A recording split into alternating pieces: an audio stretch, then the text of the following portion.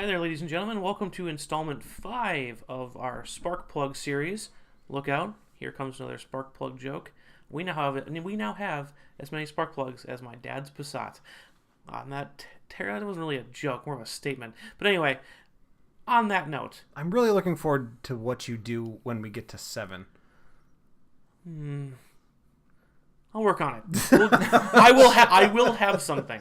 Oh God. Okay. I wouldn't put it past him either. He's pretty good at these. So these spark plugs are kind of our ideas that we would really want to talk about, but didn't quite make the cut for content or other reasons, and didn't make it into our weekly podcasts. About 10 minutes or so of actual discussion, give or take, just to kind of keep it quick, just to spark the imagination. Andrew, as per usual, we'll kind of point to you. What do we have on track? Oh, wait, no, sorry. This one's mine. Yeah. All right. So, that actually with me in charge, get ready for the nerdery, the science. We're going to talk about some of the limitations of self-driving cars, specifically LiDAR. It's a discussion that actually started as a relatively short phone exchange between my father and I, but kind of looked into a little bit more on my own. As it turns out, self-driving cars, they wouldn't work where we live about half the year. Apparently, inclement weather, even something as mild as rain, can begin to really mess with the LiDAR, but snow is apparently a disaster. I believe that. Basically, if for anybody not it's familiar, a disaster for for normal humans. for people. So for anybody who's not familiar with LiDAR is basically a light version of laser light version of radar. It sends out a laser beam, and that laser beam bounces back, and depending on various modulations and changes to that signal, it can determine how far away something is, and it will end up actually drawing a map of the world around the car as it drives. And obviously, if you throw something really reflective, anybody who's driven with their brights on in a snowstorm knows, hey, a lot of light bounces off of snow and goes right back at you. So as far as the car is concerned, it's going to be seeing something like a solid wall right in front of it all the time. Mm-hmm. This is hugely problematic for a self-driving car. There are a couple ways kind of that they've looked at as kind of to get around this. And we talked about it a little bit when we were kind of discussing if we should cover this one or not. Some of them being, really, really in-depth maps of the area, things like that. But there are some issues with that. Does you guys have any kind of input on what else might cause trouble with a self-driving car in bad weather? Well, one of the other things, if it's that I imagine throws off LiDAR, my understanding is that many of these systems depend on the contrast between the road surface and the white lines to determine where the lane is. Yep, that's not even LiDAR. That's just, they use cameras. Right, regular cameras for that. Or some of the more advanced systems will use both to kind of detect the difference. But obviously that wouldn't work when the road's covered in snow, nor would it work when it's covered in water. I have some doubts about how it would handle, those pavement testing areas where basically they were too lazy to get the paint truck out there and everything's orange as opposed to white. I mean, that's something that even in moderately inclement weather, my eyes with my glasses on corrected can't see that orange paint. Yeah, I mean, you can't see it when the sun's going up or down, or when it's fully up, or when it's night, or when it's raining. When it's raining, or when it's snowing. Or when it's, stop using that orange paint, you idiots! What are you doing?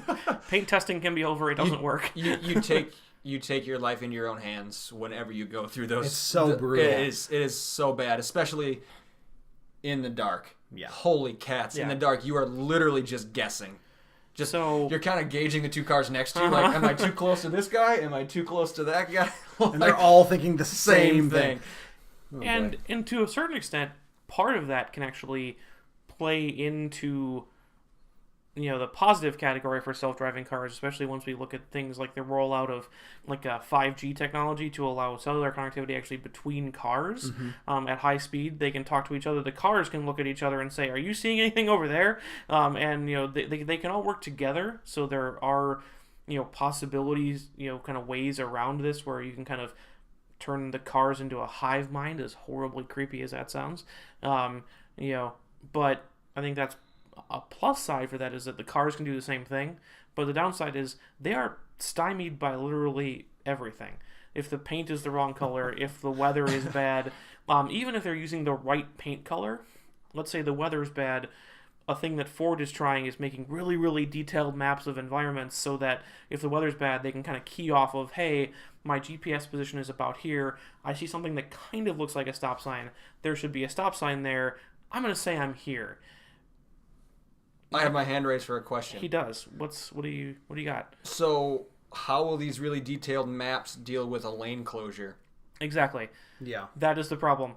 How will they ever deal with, if you're from Milwaukee, the zoo interchange? You mean the zoo interchange that has been different every calendar day for 4 years? Yes. My commute goes through the zoo interchange, and I don't know where it goes.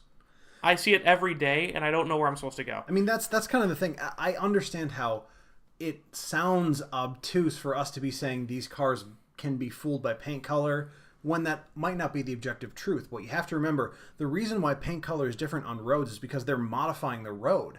A hyper-detailed map does not tell you that, ever. No. Unless there's some way to automatically update the map every time the car restarts or something.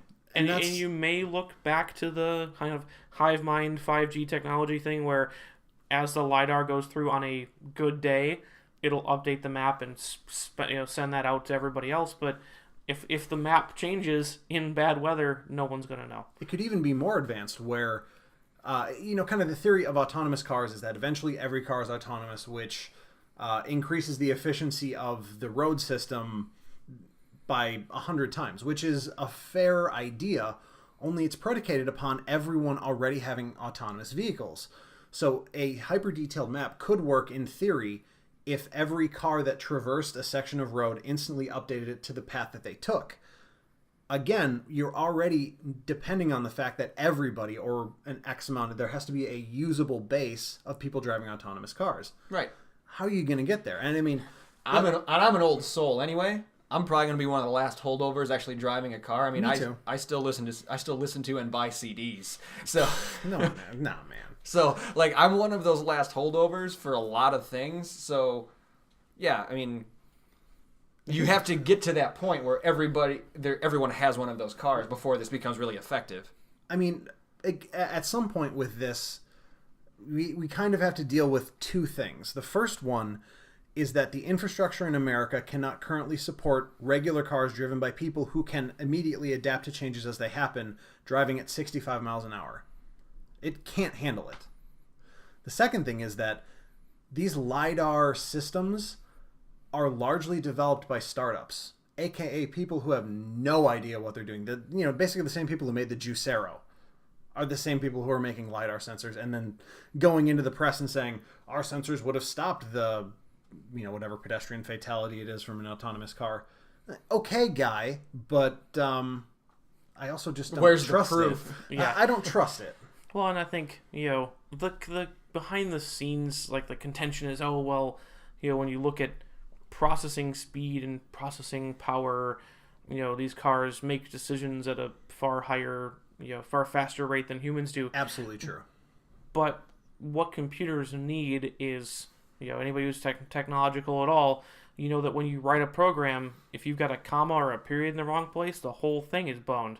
And it needs the right input. And I think that's our biggest thing. If we can get a car that can process inputs like a human, the decision making inside the car could potentially make decisions faster and better than a human could. The problem that we're discussing in this little spark plug, and that I think is the most important part of that, is getting that information into the car. We're stuck with cameras that, if anybody's taking a picture at night, isn't like an eyeball. Mm-hmm. If you're looking with LiDAR that is entirely stymied by snow. I mean, if anybody who's lived in a snowy area, sometimes the best option is to turn your headlights off and go by ambient light, because that's then only light coming into you, coming into your eyeballs. Mm-hmm. You're not sending anything out, bouncing it off of snow and blinding yourself. LiDAR has to send light out and bounce it off of things to see. Radar, although not as subject to bad weather, that's, planes and boats and stuff use it in soupy weather because they can see through that kind of stuff. That is a very, very blurry broad picture. Your collision avoidance may still work in a very rough way in bad weather, but your self-navigation absolutely will not. And I think once we can figure out how to get the same quality, volume, and type of information that the human body's taking in, we've all heard of like seat of your pants driving. Once you can put that into the input system in a self-driving car, I think we'd be totally able to produce enough processing power and good enough software to make those decisions, but we're stuck at step one. I think that's the biggest issue. Well, the thing of it is, like anything computer or technology related, whether it's something as relatively simple as like an Excel file all the way up to something like a LiDAR, computers are great at compiling and processing data. They are not intuitive. Intuition is what sets us apart, and was still why I think that there's going to be no substitute for us behind the wheel. Yeah, I mean, I think from now some people don't have intuition and they're just shitty drivers, but I mean, there's one in every family. Yeah, being someone who, you said you're an old soul. I'm trying at least because I want to be on the newest edge of a lot of technology, and I think that for example, there was a little bit kind of. Go with me here until you kind of know where I end up. But there were all those commercials about, would you really want your financial future dictated by a robot? And the research says yes. Yeah, the research says absolutely 100% of the time, yes. Computers aggregate data and make decisions based on data. Humans make decisions based on intuition, which is 50-50. I mean, you can say, wow, it looks like that's going to happen, and the entire other thing happens, and you've made a horrible decision. Yep. I mean, I think that... I think you're right, but I think that we're saying the same thing in two different ways. What we see as intuition, but with the financial discussion, you're talking about like planning.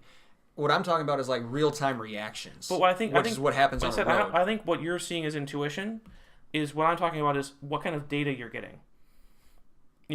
Like, in real time, right? Though, that's what I mean. Like, well, that's where it's not real time. Your brain is taking. I mean, the high school experiment where you drop a ruler and you catch it right away. I drop a ruler and the ruler almost goes through your hand. Humans don't react immediately. Computers can actually react faster if they're getting good information. I think that's what we see as intuition. Is we pick up on that little thing out in the peripheral vision that we didn't really see, but our brain saw it. And you reacted to it in a normal way. A computer, if it saw it, would react the same way or same way faster.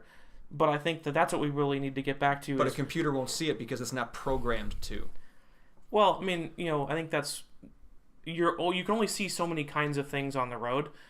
You can say, a chicken crossing the road is different than a squirrel crossing the road, but the computer's just going to see object crossing road. Mm-hmm. And I think that's what really matters. So, I mean, we can obviously, it looks like from the time here, probably do a whole episode on this, but I think we should just keep going. This is interesting. I mean, I'm really interested. But I think that the computers can make decisions. You sent me that ridiculous thing, the Internet Genie. Yeah. Yes. Oh my gosh. And I'll post a link to that because it's just fun. It's not correlated at all. I'll post a link to that in our video description, but given the right information, computers can make decisions and sort through data way faster than humans can. And I think it all comes down to what data do you give them and how can they get it. If you can get accelerometers, cameras, radar, LiDAR, types of sensors that we haven't even come up with because we've already discussed the shortcomings of all those things. If you can get a car to see and perceive, I think that's the real thing, is perception, not just vision. If you can get a car to see and perceive the environment like a human, I think a computer can make the same types and quality and speed, or even faster speed, of the type of decision that a human brain can make. But even with the most advanced LiDAR, the most advanced sensors, it's not seeing the types of things that we're seeing. It's not getting that little, like, when I almost had my car accident being rear-ended by a semi, what made me actually survive that? I heard it. Mm-hmm. These cars are not using microphones at all. I mean, I heard semi-wheels lock up behind me, and that's what made me survive that crash, probably. Right. And, so when we talk about what our intuition is, it's the sum total of all of our sensory input. If I put you in a hood and put in little earplugs, you wouldn't have any intuition other than what was like coming to you through the seat. Intuition is just the sum total of our sensory input run through how our brain recognizes things. And our brains use the same things computers use. That we use algorithms, we use heuristics, and I think you could get a car to drive like a human if you could get it the information that humans are getting. Currently, we can't do that. I totally agree. I think the way I'd put it is actually sufficiently advanced technology can preempt the need for intuition simply by being better, simply by accounting for the fact that humans are going to think that they need intuition to operate it and disregarding that. So basically, when you look at a quality user interface anywhere, whether it's a perfect example is Windows 8.1 versus Windows 10. You basically had to operate Windows 8.1 with intuition because nothing was where you thought it would be, but it was where basically Microsoft felt you'd find it. Windows 10 works completely like, older versions. So, I mean, it's not that I don't think autonomous cars are possible. It's just that I don't think right now they're within reach with what we have. I don't think, exactly like Tristan's saying, I don't think we've developed the right set of tools to create a system that's foolproof enough to work. I mean, can any autonomous car in existence navigate a simple lane closure with people holding stop signs? Can any autonomous car navigate that perfectly every time? Or, Dad, you're going to appreciate this one, is it going to pull an Uncle Mike? He'll know what that means. That's just for him. Flagmen are tough for people like my uncle to see and understand, much less and remember, a computer. That's not something you need to get right 99 out of 100 times. That's something that's 100% of the time. Absolutely flawless. You have to get it right every time. Yep. I'm sure we're over. Unless you're apparently Uncle We're almost Mike. Double. Yeah. He finally got it right. Luckily. For the Flagman? And him, probably. But yeah, so we're definitely over, but I think it was a worthwhile discussion. Some, nice solid differences of opinion, and that's fine. That's why we're doing this. A special double spark plug. Yeah, right? Double stuffed spark plugs. Just like the Oreos. So it's a twin spark. Yeah. Much better play there than double stuffed spark plugs. Yeah. Oreos are delicious. Okay. You know what? Tangent. It would be kind of fun as a live thing to put one of us in a hood and earmuffs with another person driving, and have the person in the passenger seat try to guess what the hell's going on. Yeah. God. That would be kind of a fun watch. So you want to kidnap one of us? No, it's not a kidnap. Like, I would volunteer to sit in the right seat and just, put the hood on in the But you know where we're starting. Now we'd have to come get you. No. It'd have to be a kidnapping. It'd have to be a kidnapping? Stay tuned. Stay tuned. Nick, you should also stay tuned. And with that, I think we're all set on this one, right, guys? That's plenty. Yeah, that's fine. All right.